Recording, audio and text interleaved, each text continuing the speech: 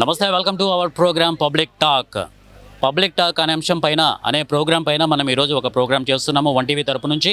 So political stunt గురించి మెయిన్గా అనే అంశం ఇక్కడ ఉంటుంది.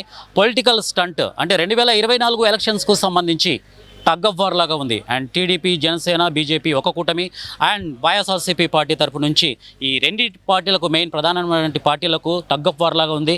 ఈ 2024 ఎలక్షన్స్లో ఈ ఎన్నికలు వేడెక్కిచ్చే వాతావరణం కలిగిస్తుంది.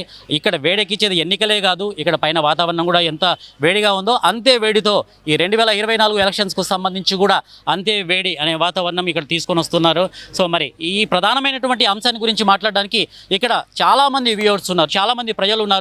సో వారి మాటల్లోనే అడిగి తెలుసుకుందాము. వైఎస్ఆర్సీపీ అండ్ టీడీపీ 2024 ఎలక్షన్స్లో ఇప్పుడు మనం ప్రస్తుతం కర్నూలు నగరంలోని కలెక్టరేట్లో ఉన్నాము. సో ఈ అంశం పైన అంటే దాదాపుగా 2024 ఎలక్షన్స్లో ఈ కర్నూలు టౌన్కు సంబంధించి YSRCP party and TDP party ఈ రెండు పార్టీ ప్రధాన అంశాలు ఏంటంటే ఈ రెండింటి పార్టీ మధ్యనే ప్రధాన పోటీ ఉంటుంది. కొండారెడ్డి బుర్జు పైన ఈ రెండు పార్టీలలో ఏ ఒక్క జెండా ఎగరవేస్తున్నారు, ఏ ఎక్కువ జెండా ఎగురుతుంది అనేది మనం ప్రధాన అంశం దీనికి సంబంధించి. సో ఇక్కడ ప్రజలందరూ ఉన్నారు, వారి మాటల్లోనే అడిగి తెలుసుకుందాం ఏంటి ఈ పొలిటికల్ స్టంట్ గురించి, వారి అభిప్రాయాలు వారి మాటల్లోనే అడిగి తెలుసుకుందాం. రైట్, ఈ పొలిటికల్ స్టంట్ గురించి మాట్లాడడానికి వరుణ్ యాదవ్ మనతో ఉన్నారు. సో వైఎస్ఆర్సీపీ అండ్ టీడీపీ ఈ రెండు ప్రధానమైనటువంటి పార్టీల మధ్య టగ్ ఆఫ్ వార్ లాగా పోటీ ఉంది. మరి కర్నూలు జిల్లాలో ఇది అంటే వైఎస్ఆర్సీపీ వస్తుందా, టీడీపీ వస్తుందా, కొండారెడ్డి బుర్జుపై ఎవరు జెండాను పాతారు అనేది ఇక్కడ వరుణ్ యాదవ్ గారు ఉన్నారు, వారి మాటలోనే అడిగి తెలుసుకుందాం. సార్ చెప్పండి, ఇప్పుడు ప్రధానంగా వైఎస్ఆర్సీపీ పార్టీ తరపు నుంచి కానీ లేకపోతే టీడీపీ పార్టీ తరపు నుంచి కానీ ప్రధానమైనటువంటి పోటీ వాతావరణం నెలకొని ఉంది. అంటే ఇప్పుడు కర్నూలు టౌన్కు సంబంధించి ఈ పొలిటికల్ స్టంట్లో ఏ విధంగా ఉంది? అంటే వైఎస్ఆర్సీపీ వస్తుందా, టీడీపీ వస్తుందా? రెండు దొంగ పార్టీలే వాస్తవంగా. రెండు అగ్రవర్ణాలకు సంబంధించి రెండు వ్యక్తులకు సంబంధించిన పార్టీలు ఇవి. మధ్యలో నలుగుతున్నది ఎవరంటే బీసీ, ఎస్సీ, ఎస్టీలు మైనార్టీలు. ఒక రకంగా చూసుకుంటే గత 10 ఏళ్ళు పరిపాలించిన మాజీ సీఎం చంద్రబాబు నాయుడు కావచ్చు, ప్రజెంట్ సీఎం జగన్మోహన్ రెడ్డి కావచ్చు, వాళ్ళ కులాలకు అధిక ప్రాధాన్యత ఇచ్చి వందల వేల కోట్లు సంపాదించుకుంటా బీసీ, ఎస్సీ, ఎస్టీలను బలి పశువులుగా చేసుకుంటూ వాళ్ళ ఫ్యాక్టరీలలో ఒక కూలీల కన్నా హీనంగా చూస్తూ వందల కోట్లు సంపాదించడం జరిగింది వాళ్ళని. ఈ రెండు పార్టీలకు ప్రత్యేకంగా ఏ పార్టీలు అయితే ముందుకైతే వస్తాయో వాళ్లకు ఈసారి మన బీసీ, ఎస్సీ, ఎస్టీ సోదరులు ఓట్లు వేసి మన ఓటు, మన కుర్చీ ఈ ఆలోచన చేసుకుని ముందుకు సాగితే బాగుంటుందని నా సలహా.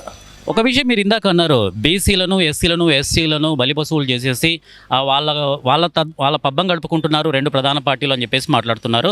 మరి ఇప్పుడు వాళ్ళు నోరు తెరిస్తే, వైసీపీ పార్టీ కానివ్వండి, టీడీపీ పార్టీ కానివ్వండి, వారు నోరు తెరిస్తే నా బీసీ, నా ఎస్సీ, నా ఎస్టీ అని మాట్లాడుతున్నారు కదా. మరి వాళ్ళు అంత చెప్తున్నారు, మరి ఇన్ని అభివృద్ధి పథకాలు తీసుకొచ్చారు, ప్రతి ఇంటి ముంగిట చేరిపోయిందని చెప్పేసి వైఎస్ఆర్సీపీ పార్టీ తరపు నుంచి మాట్లాడుతున్నారు. మరి దీనికి మీరేం మాట్లాడతారు? మా డబ్బులు మాకు ఇస్తున్నారు మీరు.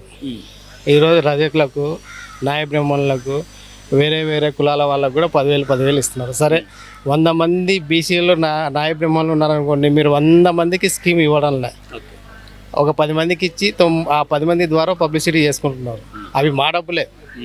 ఇంతకుముందు గత ప్రభుత్వంలో బీసీ కార్పొరేషన్ ద్వారా అనేక కులాలకు కూడా న్యాయం చేయడం జరిగింది.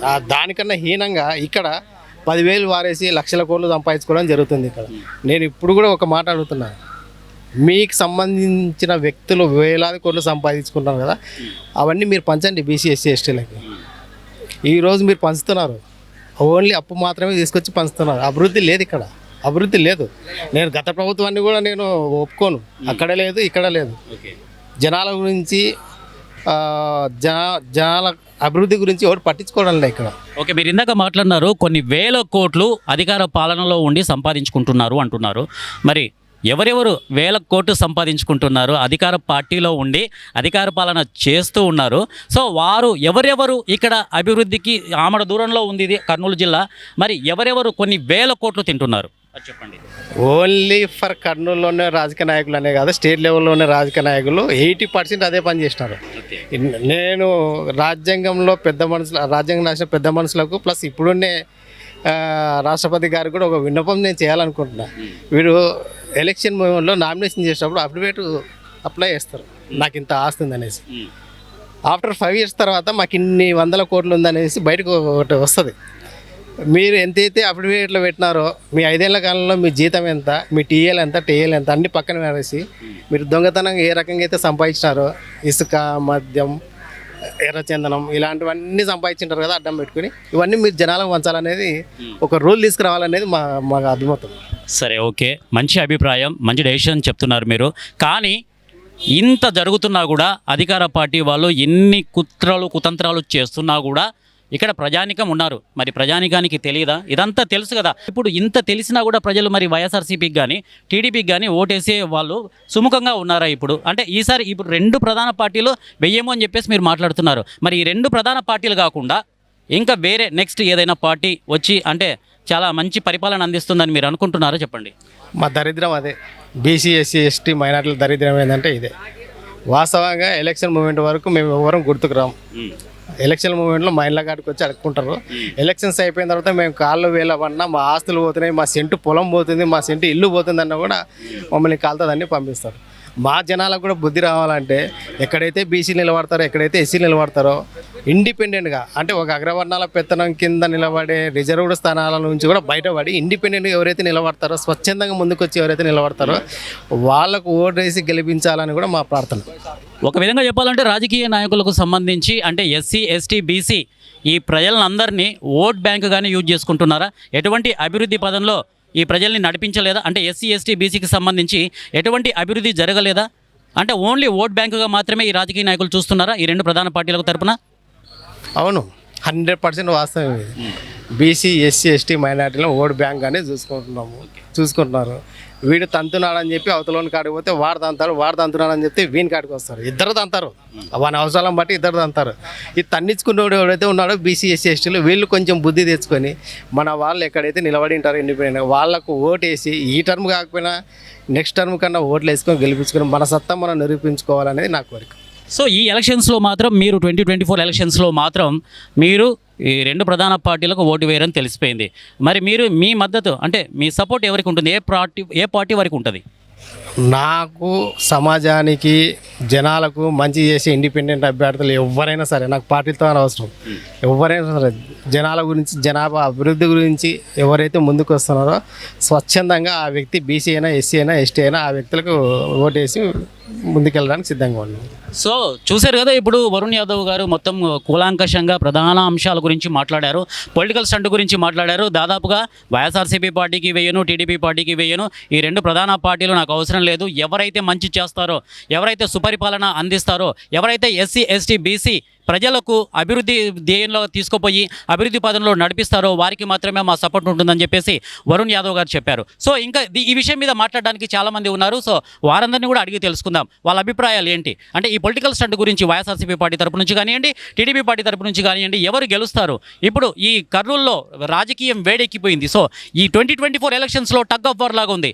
కాబట్టి YSRCP party and TDP party ఈ 2 ప్రధాన పార్టీల మధ్య ఏది గెలుస్తుంది అనేది ఇక్కడ చాలామంది ప్రజలు ఉన్నారు. వారి ఒపీనియన్స్ కూడా మనం తీసుకుందాం.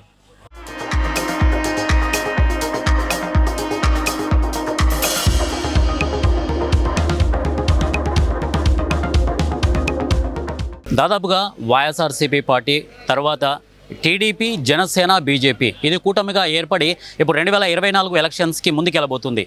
అంటే దాదాపుగా మెర్జ్ అయిపోయింది బీజేపీతో టీడీపీ అనేది మెర్జ్ అయిపోయింది. సో ఒక విధంగా చెప్పదలుచుకుంటే ఇక్కడ ముస్లిం మైనార్టీ పీపుల్ గురించి మాట్లాడాలనుకుంటే దాదాపుగా సిఏఏ చట్టం అనేది అమల్లోకి తీసుకొచ్చారు. సో దీనివల్ల చాలా ప్రాబ్లమ్స్ ఎదుర్కొంటున్నాం మేము. సో దీనికి అంటే ఈ విధంగా చేయడం వల్ల టీడీపీ పార్టీకి కానీ, బీజేపీ పార్టీకి కానీ, జనసేన పార్టీకి కానీ ఈ మైనార్టీ పీపుల్ దూరం అయ్యే అవకాశం ఉంది. సో ఇదే అంశం పైన మాట్లాడడానికి మనతో పాటు శేషఫణి గారు ఉన్నారు. వారి మాటలను అడిగి తెలుసుకుందాం వాట్ సిఏఏ చట్టం గురించి. సో చెప్పండి సార్ దీని గురించి. ఇప్పుడు సిఏఏ చట్టం అమల్లోకి వచ్చింది. దాదాపు టీడీపీ, జనసేన, బీజేపీ కూటమిగా ఏర్పడి ఎన్నికలకు ముందుకు రాబోతుంది. సో ఈ విషయం పైన అంటే మైనార్టీ పీపుల్ దూరం అయ్యే అవకాశం ఎక్కువగా ఉందంటారా? ఈరోజు చట్టం రాకముందు జనసేన, టీడీపీ సిఏఏని వ్యతిరేకించి ఉద్యమాల్లో చేస్తున్నటువంటి ప్రజలకి మేము సంఘీభావం, మద్దతు అని కూడా ప్రకటించారు. కానీ ఈరోజు ఓట్ల కాడికి వచ్చే లోపల ఏ చట్టం చేసిందో ఆ చట్టం చేసినటువంటి బీజేపీతో ఈరోజు ఐక్యత, ఎన్నికల కలయిక ఇవన్నీ కూడా ప్రజల ముందుకు తీసుకొస్తుంది. అంటే ఉద్యమాలు వాళ్ళు చేసినవి తప్పన్నా ఉండాలా, లేదంటే బీజేపీ తీసుకున్నటువంటి స్టాండ్ కరెక్ట్ అన్న ఉండాలి. ఈ రెండింటి పట్ల స్పష్టత ఇవ్వకుండా మైనార్టీలు మాయంపట ఉన్నారు, మైనార్టీలు మాకే ఓట్లు వేస్తారు, మైనార్టీల ఆత్మగౌరవాన్ని మేమే నిలబెడతాం అని ఒక కల్లబొల్లి మాటలు చెప్పడం తప్ప ఈరోజు మైనార్టీలుగా రెండవ జాతి పౌరులుగా ఇక్కడ అభద్రతతో బతుకుతున్నటువంటి పరిస్థితి ఉంది. ఈరోజు వాళ్ళు తిండి బట్ట ఇలాంటి వాటిపైన కూడా ఆంక్షలు పెట్టి ఈరోజు స్వతంత్రోద్యమంలో పాల్గొన్న వాళ్ళని కూడా ఈరోజు వాళ్ళు అవమానిస్తున్నటువంటి పరిస్థితి ఉంది. అలాంటి పార్టీ పట్ల ఈరోజు వీళ్ళు స్పష్టత ఇవ్వకుండా మేము వీళ్ళకి అన్యాయం జరగనీయము, అన్యాయం జరిగినప్పుడు అధికారంలో ఉండి జీవో తెస్తున్నప్పుడు చట్టం తెస్తున్నప్పుడు వీళ్ళు ఎందుకు మాట్లాడినట్లు.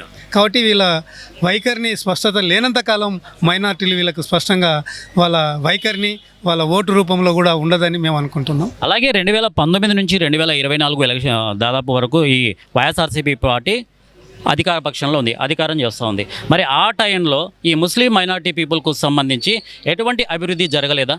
రాజశేఖర రెడ్డి 4% రిజర్వేషన్ ఇచ్చాడు, ఇప్పుడు అది లేదు. అంటే దాన్ని కొనసాగిస్తున్నట్ల తీసేసినట్లయినా ఇప్పుడు వైఎస్ రాజశేఖర రెడ్డి తాగడమే కాకుండా ఈరోజు మైనార్టీలు అయినటువంటి క్రిస్టియన్స్ మీద దాడులు జరిగితే కూడా ఈయన ఒక ఖండన ఇవ్వలేనటువంటి ఒక ముఖ్యమంత్రిగా ఉన్నాడు. మళ్ళీ ఈ ముఖ్యమంత్రిని క్రిస్టియన్స్ కానీ మైనార్టీస్ కానీ ఎట్లా నమ్మాలి, దేనికోసం నమ్మాలి? ఏదో మేము ఇచ్చే పింఛన్కో మీరు ఓటు వేయడం కాదు కదా. రాజ్యాంగంలో ఉన్న హక్కుని నువ్వు ఇంప్లిమెంట్ చేస్తున్నావు. పేదరికాన్ని రూపుమాపడం కోసం ఇవన్నీ స్కీమ్స్. అగ్రకుల పేదలకు కూడా ఈరోజు రిజర్వేషన్ ఇచ్చామని సంకాలు గుద్దుకుంటున్నారు. అగ్రకుల పేదలకు రిజర్వేషన్ కాదు ఇవ్వాల్సింది, వాళ్ళ ఎకనామికల్ స్టేటస్ని బాగుపడడం కోసం ఇవ్వాల్సిందే తప్ప రిజర్వేషన్లు కాదు ఇవ్వాల్సింది. రాజ్యాంగాన్నే ఈరోజు అవమానిస్తున్నటువంటి పరిస్థితి ఈరోజు సెంట్రల్ చేస్తుంది. ఆ సెంట్రల్కి అనుకూలంగా బీజేపీ టీడీపీ కూడా భజన చేస్తున్నటువంటి పరిస్థితి కానొస్తుంది.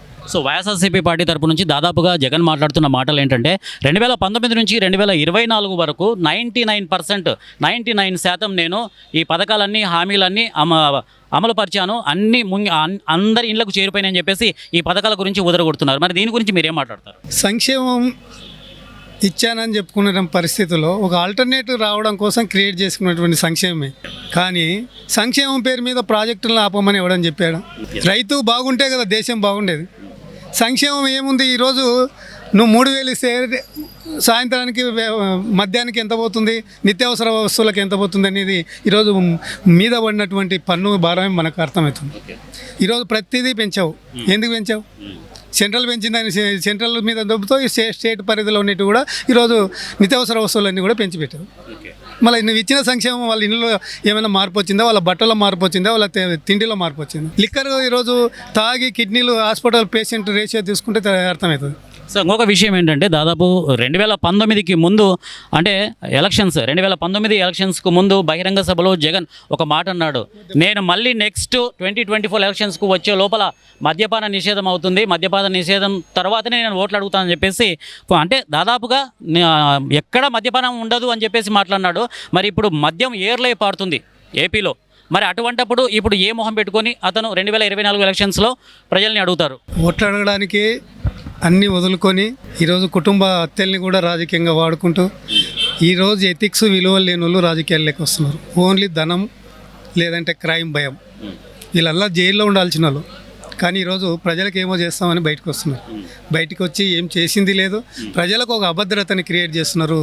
ఈరోజు మద్యం పేరు మీద గవర్నమెంట్ అమ్ముతున్నా కానీ కూడా అక్కడ చిన్న పాన్ బంక్ కూడా ఈరోజు ఫోన్పే ఇంప్లిమెంటేషన్ చేస్తున్నాడు. మద్యం షాపుల్లో ఈరోజు ఫోన్పే లేదు. అంటే ఆ డబ్బంతా ఎక్కడ పోతున్నట్ల? లేబుల్ లేనటువంటి మద్యాన్ని ప్రభుత్వమే అమ్ముతుంది. అది తాగి ఈరోజు కిడ్నీలు ఫెయిల్ అయినటువంటి పరిస్థితి, పేషెంట్లుగా చావులు మరణాల స్థాయికి వెళ్ళిపోయే పరిస్థితి ఉంది. కాబట్టి వీళ్ళు చెప్పింది ఒకటి, చేసింది ఒకటి. వీళ్ళని ప్రజలు ఓటరు రాజ్యాంగ ఇచ్చినటువంటి హక్కుని కూడా ఈరోజు ఉల్లంఘిస్తున్నటువంటి పరిస్థితి ఉంది. ఈరోజు ఒక ఎమ్మెల్యే 25 లక్షలు ఖర్చు పెట్టాలి, కానీ ఒక ఎమ్మెల్యే ఈరోజు సీటు తెచ్చుకోవడానికి ఎంత ముడుపులు ఇచ్చి వస్తున్నది ఎవరికి తెలియదు అది.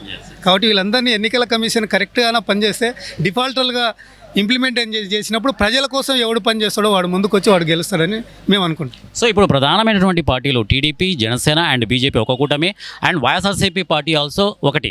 సో ఈ రెండు ప్రధానమైనటువంటి పార్టీల్లోనే పోటీ నెలకొంది. కాబట్టి అంటే 0% రాజకీయాలు ఏవి చేస్తలేరంటారా? ఆల్మోస్ట్ ఎవరికైతే సీట్లు అంటే దాదాపుగా డబ్బు పెట్టేసి సీట్లు కొనే పరిస్థితి ఈ రెండు ప్రధాన పార్టీలలో ఉన్నాయని అంటున్నారా మీరు? ఖచ్చితంగా అక్షరాలా ఉన్నాయి. సీట్లు తెచ్చుకున్న వాళ్ళు గెలిచినోడు రేపు అప్పులు ఎట్లా కట్టాలని ఉంటుంది, ఓడిపోయినోడికి అప్పులు ఎట్లా కట్టాలనేది ఉంటుంది. వాళ్ళు హ్యాపీగా ఉంటే మేము హ్యాపీగా ఉన్నట్లే. వాళ్ళ సొంత ఆస్తులు ఎవరికి కూడా తరగవు, కానీ పెరుగుతాయి. ఎందుకు పెరుగుతాయి అంటే రాజ్యాంగం అనే వాళ్ళ చుట్టంగా మార్చుకుంటారు కాబట్టి ఈరోజు ఇంత పోటీపడి డబ్బు ఖర్చు పెట్టున్నారు పరిస్థితులు. ఈ ఖర్చుని నిరోధించాల్సింది ఎన్నికల కమిషన్. ఈరోజు ఎన్నికల కమిషన్ చైర్మన్లని కన్వీనర్లని మనం అందరం ఈరోజు గుర్తుపెట్టుకున్నాం. అంటే ఒక టీఎన్ చేసిన తర్వాత వచ్చిన వాళ్ళని ఎవరినన్నా, ఈ సామాన్యులను ఎవరినన్నా అడుగు, ఎన్నికల కమిషన్ చైర్మన్ ఎవడో చెప్తారేమో చూద్దాం. అంటే ఆ రకంగా ఏసీలో ఉండి ఈరోజు ప్రజాస్వామ్యాన్ని ఎన్నికల కమిషన్ మేము ఇంప్లిమెంట్ చేస్తున్నామని అంటున్నారు ఏసీలో ఉండి. అది వాళ్ళ అధికారుల తప్పు కూడా ఉంది. తర్వాత ఇప్పుడు ఈ 2024 ఎలక్షన్స్లో టీడీపీ పరిస్థితి ఏ విధంగా ఉంది? ఇప్పుడు టీడీపీ అభ్యర్థిగా అంటే ఎమ్మెల్యే అభ్యర్థిగా టీజీ భరత్కి ఇచ్చారు. సో వారి పరిస్థితి ఏ విధంగా ఉంది? గెలిచే అవకాశాలు ఎక్కువగా ఉన్నాయంటారా?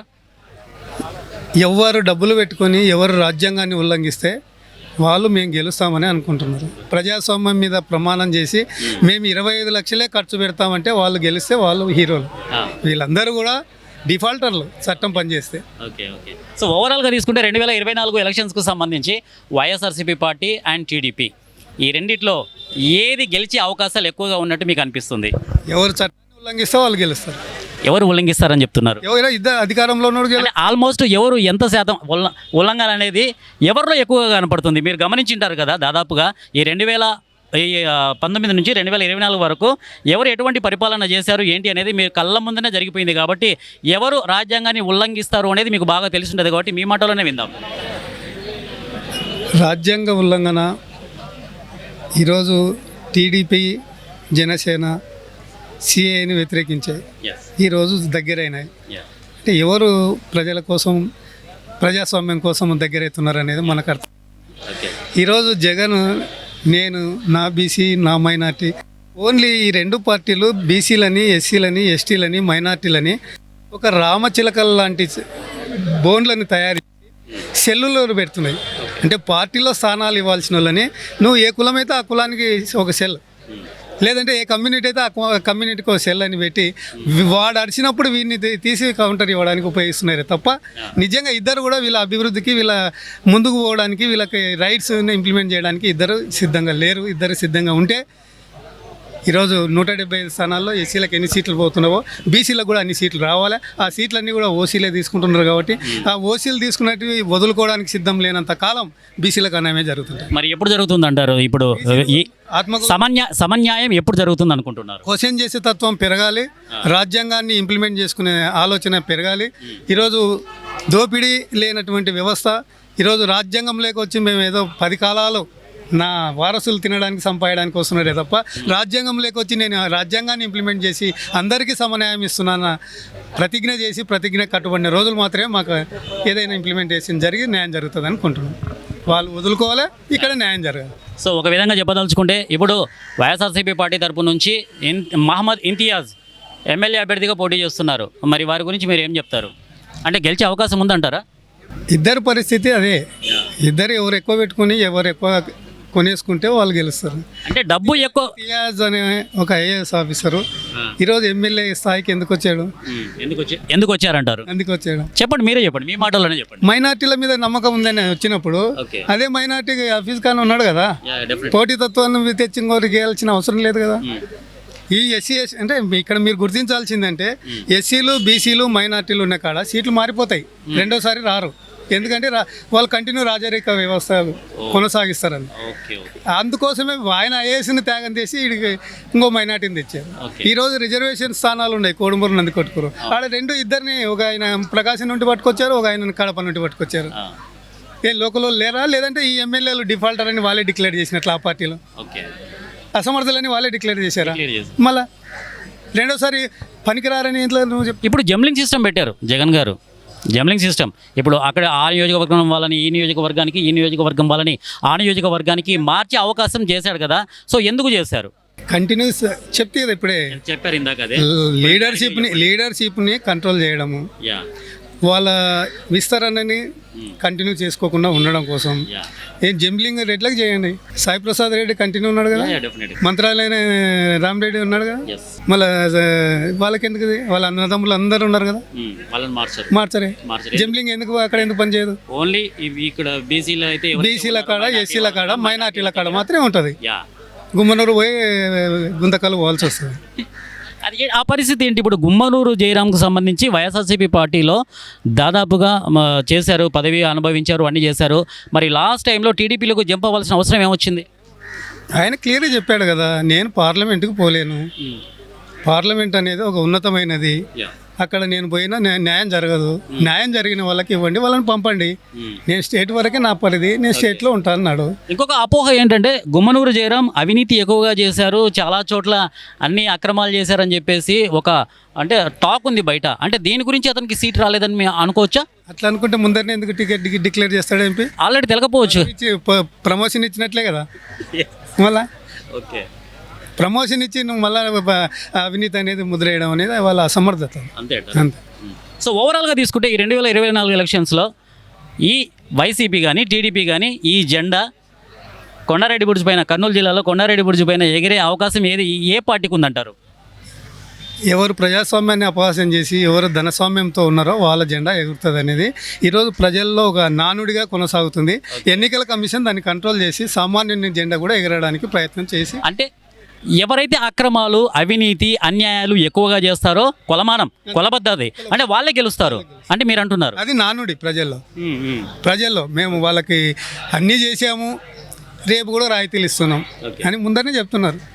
కాబట్టి అన్నిటికీ వాళ్ళ పేదరికాన్ని ఆసరా చేసుకొని ఎవరైతే ఆ పేదరికం మీద పట్టు సాధిస్తారో వాళ్ళు గెలుస్తారు. సో ఓవరాల్గా చూశారు కదండి, వైఎస్ఆర్సీపీ పార్టీ తరపు నుంచి అయితేనేమో కానివ్వండి, టీడీపీ పార్టీ తరపు నుంచి అయితేనేమో కానివ్వండి, సో ఎవరైనా సరే అక్రమాలు, అవినీతి ఆరోపణలు ఎక్కువగా చేసి ఎవరైతే వాళ్లకు ఈ కొలబద్ద ఏదైతే ఉందో వాళ్ళే మళ్ళీ తిరిగి రాజ్యాధికారం చేస్తారు, రాజ్య పరిపాలన చేస్తారు అనేది శేషఫణి గారు చాలా కరెక్ట్గా చెప్పారు. తర్వాత ఎస్సీ, ఎస్టీ, బీసీ, మైనార్టీ పీపుల్ని ఓట్ బ్యాంకుగానే ఉపయోగించుకుంటున్నారు, కానీ వాళ్ళను ఏమాత్రం అభివృద్ధి పదంలో నడిపించడం లేదు. ఏ పార్టీ వచ్చినా వారికి ఒరిగేది ఏం లేదని చెప్పేసి శేషఫణి గారు చాలా చక్కగా మాట్లాడారు. ఇంకా చాలామంది ఉన్నారు, వారితో కూడా మనం అడిగి తెలుసుకుందాం పొలిటికల్ స్టంట్ గురించి. అంటే టీడీపీ పార్టీ వస్తున్న తర్వాత వైఎస్ఆర్సీపీ పార్టీ, ఈ రెండు పార్టీల మధ్య ప్రధానమైనటువంటి పోటీ నెలకొని ఉంది. కాబట్టి సో ఎవరు గెలుస్తారు? టగ్ ఆఫ్ వార్ లాగా ఉంది ఈ 2024 ఎలక్షన్స్ సంబంధించి. టగ్ ఆఫ్ వార్ లాగా ఉంది కాబట్టి ఎవరు గెలుస్తారు అనేది ఇక్కడ చాలా మంది ఉన్నారు ప్రజలు, వారి అభిప్రాయాలను కూడా మనం తీసుకుందాం.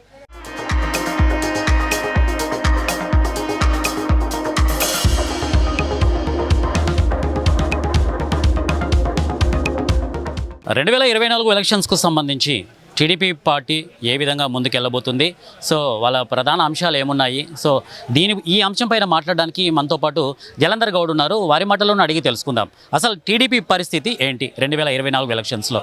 సార్ చెప్పండి జలంధర్ గౌడ్ సార్, ఈ 2024 ఎలక్షన్స్కు సంబంధించి టీడీపీ పరిస్థితి ఏ విధంగా ఉండబోతుంది? గెలిచే అవకాశాలు ఎక్కువగా ఉన్నాయంటారా? టీడీపీ సింగిల్గా వచ్చింటే అది వేరే ఉండు, గుంపులుగా వచ్చిన దానివల్ల కొంచెం మైనస్గానే ఉంది పరిస్థితి. స్టేట్ మన కర్నూలు ఒక్కటే కాదు, స్టేట్ మొత్తము ప్రజలు ఈరోజు సంక్షేమ పథకాల మీద ఎవరైతే ఆశపడి ఎవరికైతే అందుతున్నాయో వాళ్ళు ఎక్కువ మొగ్గు చూపేది డబ్బుని ఆశిస్తారు, మనకి సంక్షేమ ఆరోగ్యము ఆలోచిస్తారు, విద్య ఆలోచిస్తారు, మన పిల్లలకి ఏం చేరుతున్నాయని ఇవన్నీ ఆలోచించి ముందుకెళ్తున్నారు. కాబట్టి టీడీపీకి గడ్డు కాలమే. అయినా నేను 1996 నుంచి టీడీపీ, ఈ రోజు వరకు ఒక సర్పంచ్ను కూడా నేను. అయితే సంక్షేమ పథకాలు ప్రతి ఇంటికి ప్రతి వాళ్ళకు చేరుతున్నందున నేనైతే వేసేది మాత్రం జగన్కే. నేను పార్టీలో సభ్యత్వం ఉండేది మాత్రం టీడీపీ. అంటే మీరు మాత్రం జగన్కే ఓటేస్తారా? పక్కాగా మీరు టీడీపీ కరుడు కట్టిన వాదిలాగా చెప్పారు మీరు. మా వర్గము 97 నుంచి మా ఇంట్లో మా ఫ్యామిలీ పోగొట్టుకున్నాం, అన్నీ పోయినాయి. కానీ ఎవరైతే ప్రజలకి సహాయపడతారో వాళ్ళకు ఎన్నుకోవడంలో మంచిది, ముందుకు వెళ్ళాలి మనలాంటి వాళ్ళు. యువత ఏదో ఫ్యాషన్ అని అతని వర్గం కింద పోయి చేరుకొని వాళ్ళకి సపోర్ట్ చేసి వాళ్ళు లబ్ధి పొందుతున్నారే తప్ప మేమైతే ఈడే ఉన్నాం. ఓకే, మేము ఆశలు పోగొట్టుకున్నాం, అన్నీ అయిపోయినాయి, ప్రాణాలు పోయినాయి, అన్నీ అయిపోయినాయి. ఈ రోజు వరకు స్టేషన్ చుట్టూ తిరుగుతున్నాం. నేను కూడా ఒక రిపోర్టర్ని. అయితే ఏం చేయాలి? పరిస్థితి ప్రజలకైతే ఎవరైతే సాయం చేస్తారో అలాంటి వాళ్ళని ఎన్నుకోవాలని నా మనస్ఫూర్తిగా ప్రజలకు కూడా మీ తరపున నేను తెలియజేస్తున్నాను. సో ఓవరాల్గా తీసుకుంటే 2014 నుంచి 2019 వరకు టీడీపీ ప్రభుత్వం అధికార పాలనలో ఉంది. సో ఆ టైంలో ఎన్నో సంక్షేమ పథకాలు తీసుకొని వచ్చారు చంద్రబాబు నాయుడు. మరి ఇప్పుడున్న పరిస్థితుల్లో ఎందుకు ఆ సంక్షేమ పథకాలను అమలు పరచలేక డీలా పడిపోతున్నారా, లేకపోతే ఈ వైఎస్ఆర్సీపీ పార్టీలో ఎక్కువ పథకాలను తీసుకొచ్చి అంటే ఎక్కువ మందికి ఇంటింటికే పథకాలను చేర్చారు కాబట్టి ఏమన్నా ఈ ఇద్దరి మధ్యలో ఈ టగ్ ఆఫ్ వార్ ఏ విధంగా ఉండబోతుంది మరి 2024కు సంబంధించి? అంటే ఇప్పుడు టీడీపీలో అంతా సీనియర్ నాయకులు, వాళ్ళకైతే ఎవరైతే గలాం చేస్తారో వాళ్ళ దగ్గర కాళ్ళ కింద ఉంటారో వాళ్ళకే పనులు చేశారు. ఓకే, అది ఉదాహరణ ఏమంటే నేనే. కాబట్టి నా ఒక్కని స్వలాభం కోసం ఈరోజు మాట్లాడడం సభ్యత కాదు. ఓకే, నలుగురికి నా నుంచి ఇప్పుడు మనం ఒక 10 మంది ఉన్నాం, 10 మంది కనీసం 8 మంది కన్నా సాయం చేస్తే ముందుకి ఇంకో సరే అతనికే ఓటేద్దామనే ఆలోచన వస్తుంది. ఎక్కడ చూసినా భూ కబ్జాలు, ఎక్కడ చూసినా దోపిడీలు ఇవే జరిగిపోతే మాలాంటి సామాన్య మానవుడు బతకాలంటే చాలా కష్టం. సో ఓవరాల్గా తీసుకుంటే ఇప్పుడు భూ కబ్జాలు అని మరి మాట్లాడినారు. భూ కబ్జాలు 2014 నుంచి 2019 దాకా భూ కబ్జాలు జరగలేదంటారా? ఇప్పుడు 2019 నుంచి 2020 చేసినారు, మా వాళ్ళు చేసినారు, వీళ్ళు చేసినారు, మా వాళ్ళు ఇంకా ఎక్కువ కనపడడం లేదు అంతే. అధికార పార్టీలో ఆ రోజులో ఉన్నప్పుడు డిప్యూటీ సీఎం అయితే ఇంకోరైతేనే కానీ చేశారు. వాళ్ళ అల్లులు చేసిన వాళ్ళు అంతా కోట్లు సంపాదించుకున్నారు. మేమైతే వాళ్ళ కింద పనులు చేస్తూనే ఉన్నాము. జెండా మోసేది అయితే మేమే. జెండాలు అయితే ఒక కార్యకర్తగా జెండా మోస్తాము, అన్ని కష్టాలు మీరే పడతారు, కానీ మీకు ఫలితం అంటూ ఏం లేదు. మేమే తండేది మేమే, తండించుకునేది మేమే, అన్ని మేమే. వాళ్ళే మా ఏసీ రూమ్లో వాళ్ళు కూర్చుంటారు, మేమైతే ఏం లేదు. వాళ్ళ కింద మా వాళ్ళు ఉన్నారు అని ఒక భరోసా తప్ప లోపల పడితే అవునా వాడు అట్లా చేసినాడా సరే వాడిని రోజంతా లోపల పెట్టుకొని తర్వాత వదలండి అంటారు. అట్లాంటి పరిస్థితి రాజకీయాల్లో ఈరోజు ఉన్నాయి.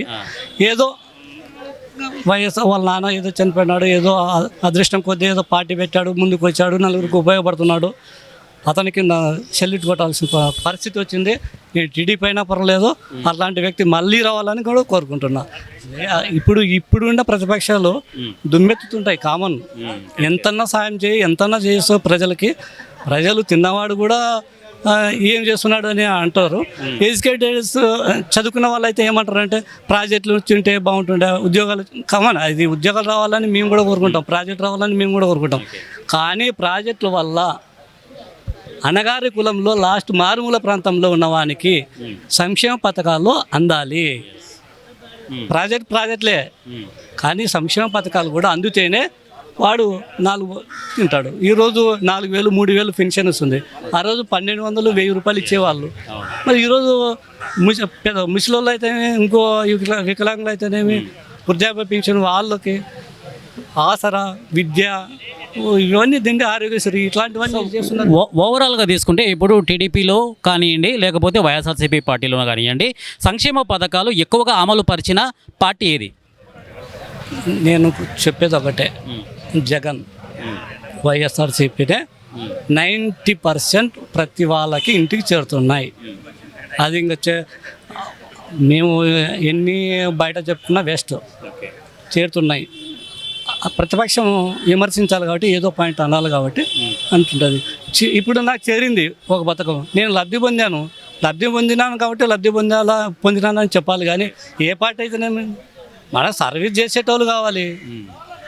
సో జెండా ఎత్తుతారు, వదిలి ఇంకో జెండా ఎత్తుతారు. నువ్వే నాకేం 50 ఏళ్ళు నీ ఎమ్మడి ఉండి కూడా మేమేం చేసింది ఏం లేదు. ఒక ఓటు అవతలకి వేసిన దానికి పథకం అన్న వస్తుంది.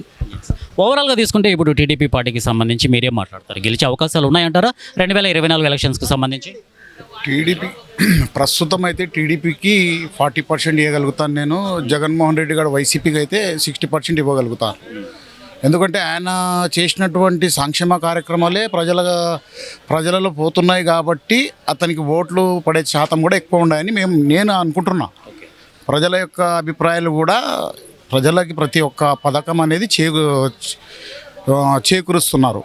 ప్రతి ఇంటింటికి కూడా పథకాలు పోతున్నాయి.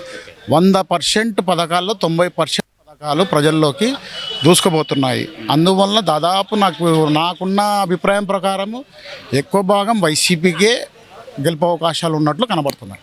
ఈ 2024 ఎలక్షన్స్కి సంబంధించి వైఎస్ఆర్సీపీ మళ్ళీ రావచ్చు అనేది వచ్చినది మీ అభిప్రాయం? నా అభిప్రాయము. ఎందుకంటే ప్రజలకి మేలు చేస్తున్న పార్టీ ఏకైక పార్టీ అంటే వైసీపీ.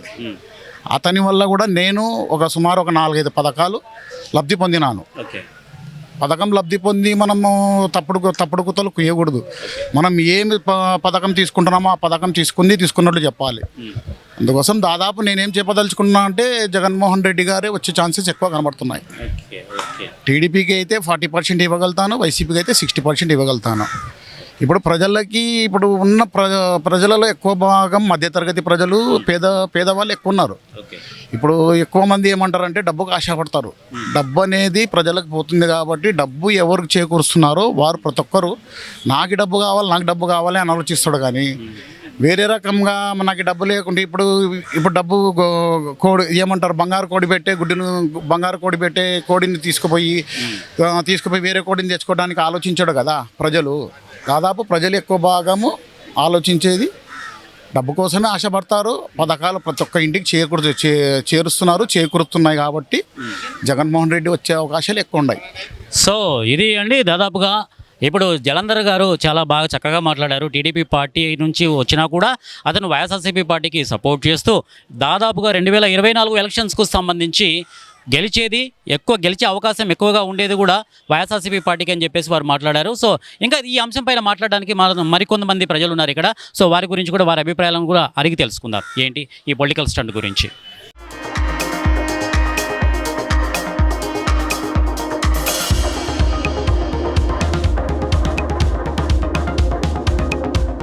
ఇప్పుడు 2024 ఎలక్షన్స్కు సంబంధించి టీడీపీ పార్టీ పరిస్థితి ఏ విధంగా ఉంది అంటే గెలిచే అవకాశాలు ఎక్కువగా ఉన్నాయా లేదా అనేది ఇప్పుడు ఎస్సీ ఎస్టీ ఇక మాజీ అధ్యక్షుడు లింగస్వామి మనతో ఉన్నారు. సో వారి మాటల్లోనే అడిగి తెలుసుకుందాం అసలు టీడీపీ పరిస్థితి 2024లో ఏంటి.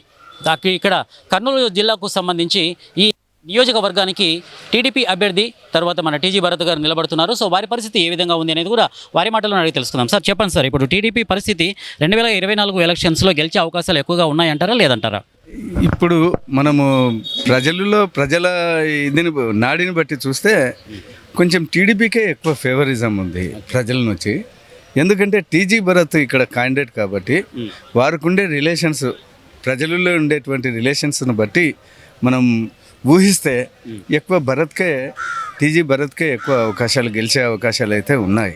ఇక్కడ పార్టీలని కాదు, మతాలని కాదు, వాళ్ళకుండే relationship among the people it is quite different from all the leaders. TG Bharath have such a capacity among the people. అందుకని ఆ విధంగా మనం ఆలోచన చేస్తే టీజీ భరత్కే ఎక్కువ ప్రజలు ఫేవరెట్గా ఉన్నారు కాబట్టి ఆయన గెలిచే అవకాశాలు అయితే ఉన్నాయి. అదేవిధంగా ఇంతియాజ్ ఆయన ఐఏఎస్ ఆఫీసర్ అయినప్పటికీ ఆయన ప్రజలలో కలిసిపోలేదు, ప్రజలలో ఎలాంటి రిలేషన్షిప్ పెంచుకోలేదు కాబట్టి ఆయనకైతే మైనసే ఉంది, గెలుస్తాడనేటువంటి హోప్ అయితే లేదు. కాబట్టి టీజీ భరత్కే ఎక్కువ అవకాశాలు ఉన్నాయి. ఇక్కడ పార్టీలని కాదు, మతాలని కాదు, ఈ క్యాండిడేట్స్ని బట్టి వాళ్ళకుండే రిలేషన్షిప్ అమాంగ్ ద పీపుల్, వాళ్ళని బట్టి మనం గెస్ట్ చేసుకోవచ్చు టీజీ భరత్ గెలిచే అవకాశం ఎక్కువ. ఒక విధంగా తీసుకుంటే టీజీ భరత్ అంటే ఇతని పొలిటికల్ బ్యాక్గ్రౌండ్ వెనక చూస్తే టీజీ వెంకటేష్ గారు ఉన్నారు. అంటే టీజీ వెంకటేష్ని చూసి టీజీ భరత్కి ఓట్లు పడతాయంటారా లేకపోతే క్రియాశీలకంగా ప్రత్యక్షంగా టీజీ భరత్కి అంటే చాలా మంచి పేరు ఉందని చెప్తారా? ఇక్కడ క్రియాశీలకంగా ప్రత్యక్షంగా చూస్తే టీజీ భరతే ఈవెన్ టీజీ వెంకటేష్ కంటే కూడా మంచిగా కలిసిపోయే అవకాశం, ఆ కలిసిపోయే మనస్తత్వం ఎక్కువ ఉంది కాబట్టి టీజీ భరత్ ఆయనకు ఫేవరిజం, ప్రజలలో నుంచి ఫేవరిజం అనేది ఎక్కువగా కలిసి వస్తూ ఉంది. దాన్ని మనం దృష్టిలో పెట్టుకొని చూస్తే ఆయనకే ఎక్కువ అవకాశాలు ఉన్నాయని అనిపిస్తూ ఉంది. సో ఓవరాల్గా తీసుకుంటే ఇప్పుడు 2024 ఎలక్షన్స్లో టీజీ భరత్ టీడీపీ తరపు నుంచి ఎమ్మెల్యే అభ్యర్థిగా గెలిస్తే కర్నూలు సిటీని అభివృద్ధి పదంలో నడిపించే సత్తా ఉందంటారా? ఉంది. ఆయన టీజీ భరత్కు వాళ్ళు మంచిగా ఆలోచన చేస్తారు. ప్రజలలోకి ఏమేమి ఇవి తీసుకుపోతే బాగుంటుంది, ఏమేమి డెవలప్మెంట్ చేస్తే బాగుంటుంది అనేటువంటి సంకల్పం కూడా దృఢంగా వాళ్ళలో టీజీ భరత్. ఎందుకంటే యంగ్ కాబట్టి కొంచెం మంచిగా చేయాలా, కొంచెం ఎక్కువ సంవత్సరాలు నిలబడాలా అనేటువంటి భావం ఉంది కాబట్టి ఆయన ఏదైనా సరే మంచి చేస్తాడని నేను విశ్వసిస్తున్నాను. అది థ్యాంక్ యూ సో మచ్. ఇప్పుడు దాదాపుగా 2024 ఎలక్షన్స్లో టీడీపీ గెలిచే అవకాశాలు ఎక్కువగా ఉంటాయి అంటున్నారు. అంటే టీడీపీ అభ్యర్థిగా ఎమ్మెల్యే అభ్యర్థిగా టీజీ భరత్ ఇక్కడ పోటీ చేస్తున్నారు కర్నూలు నియోజకవర్గానికి సంబంధించి.